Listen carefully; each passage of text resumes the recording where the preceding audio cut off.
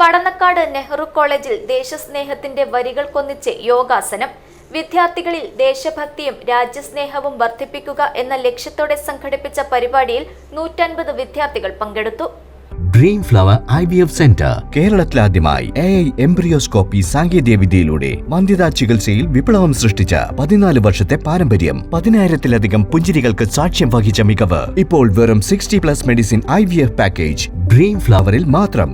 Dream flower IVF centre, opposite police station, Kasaragod.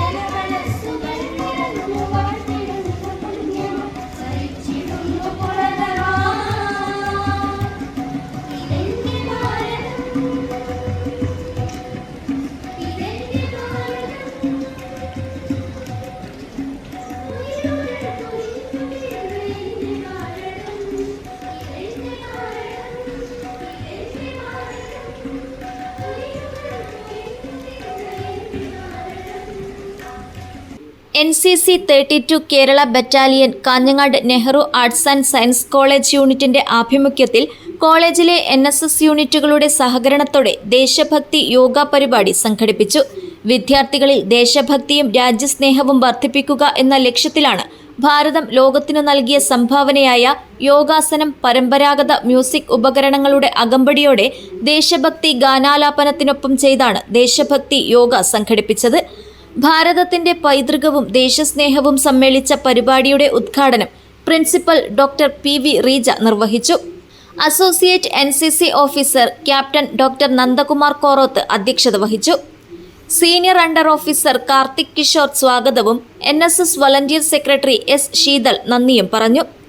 Nandana Rajan, PV Anusree, അഭിന Suresh, EV Harinandana, EV Harichandana, Shweta Vinod, NV Mayukha, M Devika, Sreelakshmi Ganesan, Abhiram, NK Karthik, നീലിമ, ദേവനന്ദ, നന്ദന എന്നിവർ ദേശഭക്തി ഗാനങ്ങൾ ആലപിച്ചു.